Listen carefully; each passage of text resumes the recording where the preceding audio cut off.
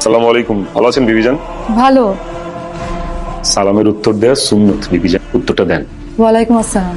3 দিনের কথা বলে কতদিন থেকে আস? আমি তো ভাবছিলাম তোমার সঙ্গে খুব ঝগড়া করবো আসার পর, কিন্তু আমাকে দেখে তো আমি ঝগড়ার কথা ভুলেই গেছি।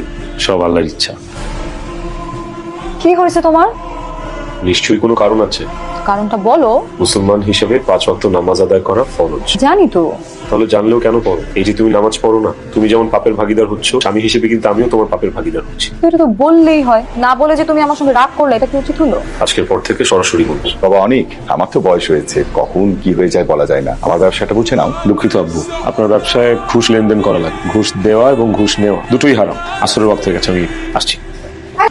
আস্তাগফিরুল্লাহ। কোথায় যাওয়া হচ্ছে? তোমাকে তো বললাম যে চৈতি পার্টি থ্রো করেছে। তুমি কি এই পোশাকে পার্টিতে যাবে? তোমার ব্লাউজের পিঠটা কিন্তু অনেক বড়। তো আমি তো এতদিন এই ধরনের পোশাকেই পার্টিতে গিয়েছি, তাই না? ইসলাম ধর্মে কিন্তু এমন খোলামেলা পোশাক পরাতে নিষেধ আছে। ও মাই গড, ছেলেটা বলে কি তুমি কি আমাকে বোরখা পরাবা নাকি? আমি তো বোরখা পড়তে বলছি না, একটু ঢিলে ঢালা সালোয়ার কামিজ পরেও তো যাওয়া যায়। তোমার দিকে কেউ বাজেভাবে তাকালে আমার কিন্তু কষ্ট হবে। আমি এই কথাগুলো তোমাকে ভালোবাসা থেকেই বলছি। আমার আসতে একটু দেরি হবে, যাই। দাঁড়াও, আমি তোমাকে এই পোশাকে যেতে দিব না। প্লিজ সিনক্রেট করো না। আল্লাহর দোহাই লাগে, এই পোশাকটা পরে যেও না।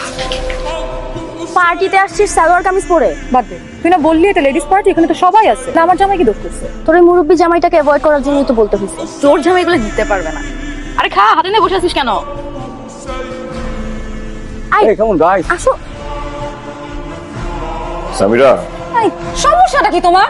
এই রাত বেরাতে ডাকতেছো কেন তুমি আমাকে? বাইরে আলো জ্বলে গেছে, আমি নামাজ পড়ে আসলাম। রাত কোথায় পেলে? এটা তোমার জন্য রাত না হতে পারে, কিন্তু এটা আমার জন্য রাত। তুমি যাও তো প্লিজ, তোমার কাজে যাও। আমি আমার কাজ মসজিদ থেকে করে এসেছি। আর নামাজ পড়া শুধু আমার কাজ না, তোমারও কাজ। তোমাকেও নামাজ পড়তে হবে। আমি কখন কি করবো সেটা আমার ব্যাপার, সেটা তোমাকে বলে দিতে হবে না। অবশ্যই আমি বলি। কাল রাতে তুমি মদ খেয়ে এসেছো, কিচ্ছু বলিনি। তাই বলে ভেবো না যে তুমি যখন যা খুশি তাই করবে, তোমাকে কিচ্ছু বলা যাবে না। কি বলবা তুমি? মারবা আমাকে? প্রয়োজন হলে স্ত্রীকে সঠিক পথে আনতে যদি মারা লাগে, সেটাও করবে। তুমি আমার বাড়িতে থেকে আমার গায়ে হাত তুলবা? মারো, মারো আমাকে। শিক্ষিত আনকালচার খ্যাত। আব্বু, আব্বু প্লিজ তুমি অনেককে থামাও। ধর্ম নিয়ে বাড়াবাড়ি করতেছে, সবকিছুর মধ্যে ধর্মকে টানতেছে। আমার সব স্বাধীনতা কেড়ে নিছে আব্বু, আমার লাইফটা একদম জাহান্নাম বানাই দিছে। অনেকের মধ্যে তো আমি খারাপ কোনো কিছুই দেখছি না। ও যা করছে বলছে সেটা তো তোর ভালোর জন্যই বলছে মা। একটু আগেও আমার গায়ে হাত তুলছে। তোর কারণেই ও গায়ে হাত তুলতে বাধ্য হয়েছে। একটা কথা ভুলে যাস না, অনেক কিন্তু শুধুমাত্র তোকে ভালোবেসে ওর বাবা মা ছেড়ে ধর্মান্তরিত হয়েছে। আমরা কিন্তু ওকে জোর করে মুসলমান করেছি। এখন তোকে ইসলামের প্রকৃত রাস্তায় আনার জন্য ও দিনরাত পরিশ্রম করছে।